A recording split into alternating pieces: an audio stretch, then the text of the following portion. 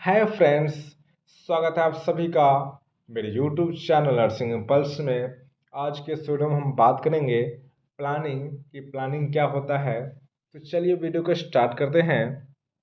सबसे पहले इसमें हम बात करेंगे मीनिंग्स ऑफ प्लानिंग कि प्लानिंग का क्या मीनिंग्स होता है। तो सबसे पहला पॉइंट है planning means to decide in advance what is to be done, यानी कि प्लानिंग का मतलब ही होता है कि एडवांस में डिसाइड करना कि आगे क्या करना है। जैसे कोई भी एक्टिविटी करने से पहले ही डिसाइड करते हैं ना, इस एक्टिविटी को इस प्रकार से करना है, इतने टाइम बाद करना है। तो ये एडवांस में डिसाइड किया जाने वाला एक्टिविटी है, यानी कि प्लानिंग मतलब क्या होता है, एडवांस में डिसाइड करना कि आगे हमको क्या करना है। दूसरा पॉइंट है planning means preparing a blueprint, यानी कि कोई भी एक्टिविटी परफॉर्म करने से पहले क्या करते हैं, तो उस एक्टिविटी का एक ब्लूप्रिंट तैयार करते हैं, उसका एक मैपिंग तैयार करते हैं कि इस प्रकार से ये एक्टिविटी करना है। तो वही हुआ planning means preparing a blueprint. दूसरा पॉइंट है planning is future oriented process, यानी प्लानिंग जो है फ्यूचर ओरिएंटेड प्रोसेस है। नेक्स्ट पॉइंट है planning is deciding in advance what to do, when to do, where to do and how to do, यानी planning जो है ये एडवांस में डिसाइड करता है कि क्या करना है, कब करना है, कहाँ करना है और कैसे करना है। अब हम बात करते हैं डेफिनेशंस ऑफ प्लानिंग कि प्लानिंग का डेफिनेशन क्या है। तो planning is the process of setting formal guidelines and constants for the behaviour of film, यानी कि बिहेवियर ऑफ फिल्म के लिए ये फॉर्मल गाइडलाइन और कॉन्स्टेंट सेट करने का एक प्रोसेस है, या फिर कह सकते हैं कि एक प्रोसेस है। प्लानिंग एक प्रोसेस है जिसमें बिहेवियर ऑफ फिल्म के लिए एक फॉर्मल गाइडलाइन और कॉन्स्टेंट्स सेट करते हैं। प्लानिंग का दूसरा डेफिनेशन है planning is defined as predetermining course of action in order to arrive at a desire result, यानी कि डिजायर रिजल्ट पे पहुंचने के उद्देश्य से, या फिर कह सकते हैं कि डिजायर रिजल्ट को अचीव करने के उद्देश्य से प्लानिंग को pre determining course of action के रूप में इसको डिफाइन किया गया है। यानी प्लानिंग को जो है एक डिजायर रिजल्ट को अचीव करने के उद्देश्य से, या फिर कह सकते हैं कि डिजायर रिजल्ट पे पहुंचने के उद्देश्य से प्लानिंग को एक pre determining course of action के रूप में डिफाइन किया गया है। तो ये था प्लानिंग का डेफिनेशन। अब हम बात करते हैं कैरेक्टरिस्टिक्स ऑफ प्लानिंग कि प्लानिंग का क्या क्या करेक्टर होना चाहिए। तो planning is a continuous process, planning एक कंटिन्यूस प्रोसेस है। दूसरा पॉइंट है प्लानिंग शुड बी शॉर्ट, यानी प्लानिंग जो है शॉर्ट होना चाहिए। नेक्स्ट पॉइंट है प्लानिंग शुड बी क्लियर, यानी कि प्लानिंग जो है क्लियर होना चाहिए, प्लानिंग स्पष्ट होना चाहिए। नेक्स्ट पॉइंट है प्लानिंग शुड बी डायनेमिक, यानी प्लानिंग जो है डायनेमिक होना चाहिए ताकि उसमें हम आगे कुछ परिवर्तन कर सके। नेक्स्ट पॉइंट है planning must be broad and distinct, यानी प्लानिंग जो है ब्रॉड एंड डिस्टिंक्ट होना चाहिए। Planning should be focused on desire outcome, planning जो है वो डिजायर आउटकम पे फोकस्ड होना चाहिए। Planning should be easy to communicate, यानी कि प्लानिंग ऐसा होना चाहिए ताकि वो क्या कर सकते हैं, दूसरे मेंबर के साथ कम्युनिकेट कर सकते हैं। प्लानिंग जो है ऐसा होना चाहिए कि ताकि जो है दूसरे मेंबर के साथ उसको शेयर कर सके, आसानी से कम्युनिकेट कर सके। नेक्स्ट पॉइंट है planning should B inspiring, planning जो है इंस्पायरिंग होना चाहिए। प्लानिंग शुड बी ड्यूरेबल, यानी कि प्लानिंग ड्यूरेबल भी होना चाहिए। नेक्स्ट पॉइंट है प्लानिंग शुड बी बिलीवेबल, यानी कि प्लानिंग ऐसा होना चाहिए जिस पे विश्वास किया जा सके।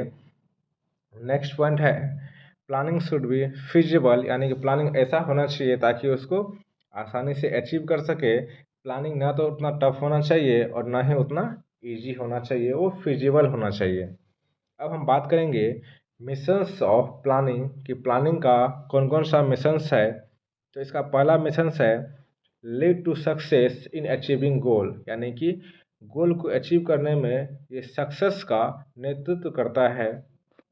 दूसरा पॉइंट है provide effective use of available resources such as personal and facilities in the organisation, यानी कि ये अवेलेबल रिसोर्सेस के यूटिलाइजेशन के लिए, अवेलेबल रिसोर्सेस के इफेक्टिव यूज के लिए ऑर्गेनाइजेशन में पर्सोनेल और फैसिलिटी प्रोवाइड करता है।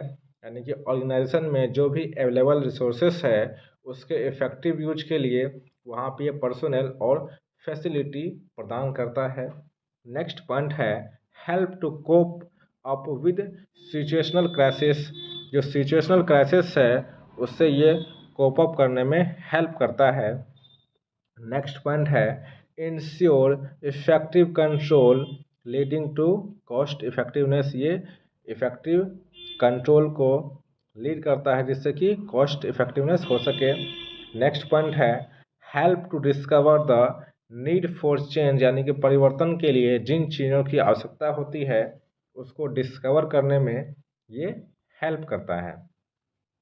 अब हम बात करेंगे फिलॉसफी ऑफ प्लानिंग कि प्लानिंग का क्या क्या फिलॉसफी है।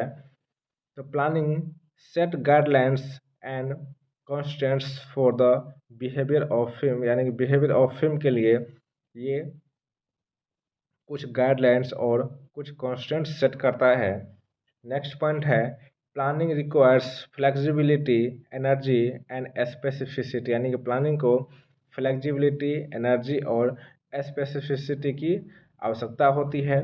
नेक्स्ट पॉइंट है planning is essential, a manager must be able to overcome barrier that impede planning, यानी कि प्लानिंग एसेंशियल होता है, यानी कि प्लानिंग जो है एसेंशियल होना चाहिए और जो मैनेजर है जो प्लानिंग करता है वो इस योग्य होना चाहिए कि प्लानिंग में जो भी बाधाएं आती है, जो भी बैरियर्स आता है प्लानिंग में उसको ये ओवरकम कर सके। ठीक है, यानी कि प्लानिंग में जो भी बाधाएं आती है उसको ये ओवरकम कर सके या फिर उन चीज़ों को ओवरकम कर सके जो प्लानिंग को इम्पेड करता है। नेक्स्ट पॉइंट है planning must B congruent in its flow, यानी कि प्लानिंग जो है अपने फ्लो में कॉन्ग्रेंट होना चाहिए। अब हम बात करते हैं ऑब्जेक्टिव्स ऑफ प्लानिंग कि प्लानिंग का क्या क्या ऑब्जेक्टिव होना चाहिए या फिर क्या क्या ऑब्जेक्टिव होता है। तो पहला ऑब्जेक्टिव है टू रिड्यूज अनसर्टेनिटी, यानी कि अनसर्टेनिटी को कम करना चाहिए।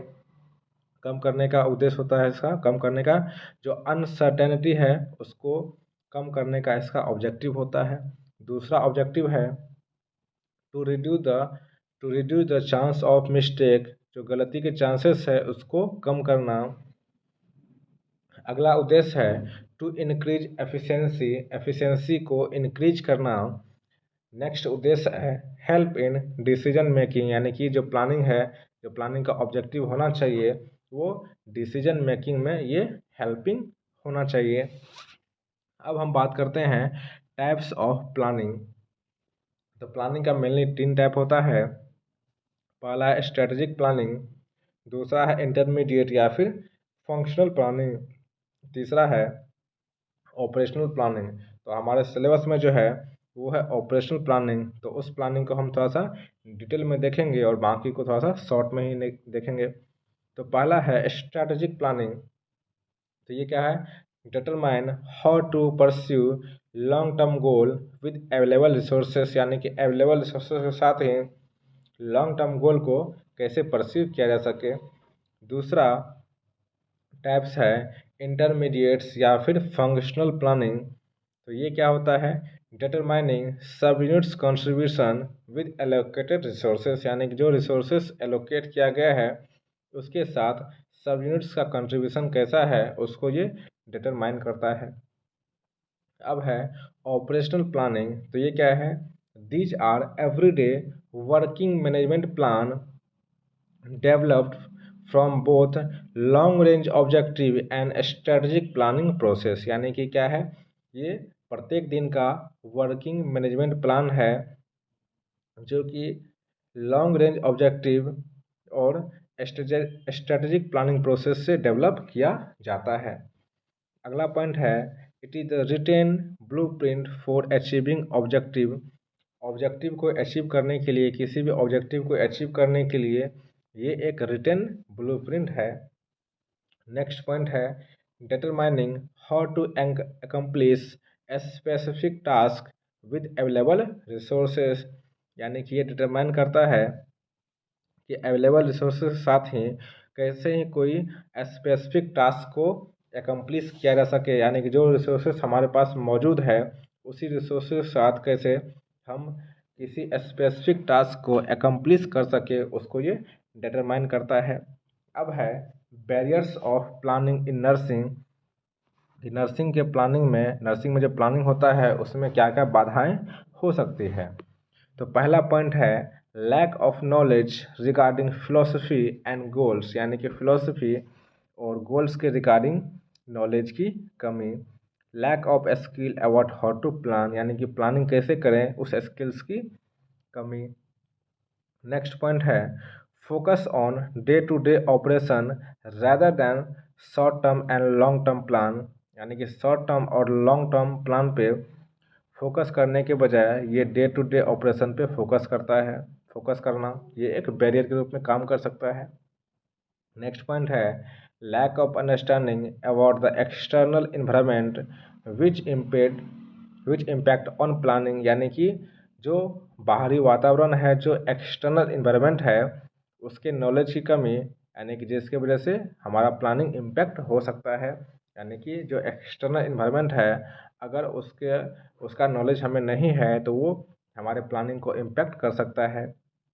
नेक्स्ट जो है वो है इनएडिक्वेट इंट्रा ऑर्गेनाइजेशनल सपोर्ट, यानी कि ऑर्गेनाइजेशन के अंदर से सपोर्ट ना होना। नेक्स्ट पॉइंट है इनएप्रोप्रिएट यूज ऑफ प्लान का सही से इस्तेमाल नहीं करना। नेक्स्ट पॉइंट है lack of time. Next point है स्टाफ रजिस्ट टू चेंज, यानी कि जो स्टाफ है वहाँ का वो परिवर्तन के विरुद्ध है, यानी कि जो भी चेंजेस हो रहा है उसके विरुद्ध है, उसको रजिस्ट कर रहा है। अब हम बात करेंगे purpose of planning in nursing कि नर्सिंग में प्लानिंग का क्या क्या पर्पस होना चाहिए। तो पहला है to increase the chances of success, यानी कि सक्सेस के चांसेस को इम्प्रूव करना इसका पहला पर्पस है। दूसरा है बेस्ट यूज ऑफ रिसोर्सेस का सही से इस्तेमाल करना। नेक्स्ट पर्पस है टू इन्फोर्स एनालिटिकल थिंकिंग, यानी कि एनालिटिकल थिंकिंग को इन्फोर्स करना और डिसीजन मेकिंग को इम्प्रूव करना। नेक्स्ट पॉइंट है to orient peoples to action, यानी कि एक्शन के लिए पीपल्स को ओरिएंट करना। नेक्स्ट पॉइंट है to avoid crisis in nursing management, यानी कि जो नर्सिंग मैनेजमेंट में क्राइसिस आता है उसको अवॉइड करना। नेक्स्ट पॉइंट है to increase employ involvement and improve communication, जो एम्प्लॉय का इन्वॉल्वमेंट है उसको इंक्रीज करना और कम्युनिकेशन को इम्प्रूव करना। ये थी पूरी जानकारी। अगर आपको हमारी वीडियो पसंद आई होगी तो चैनल को लाइक और सब्सक्राइब करना ना भूलें। तब तक के लिए धन्यवाद।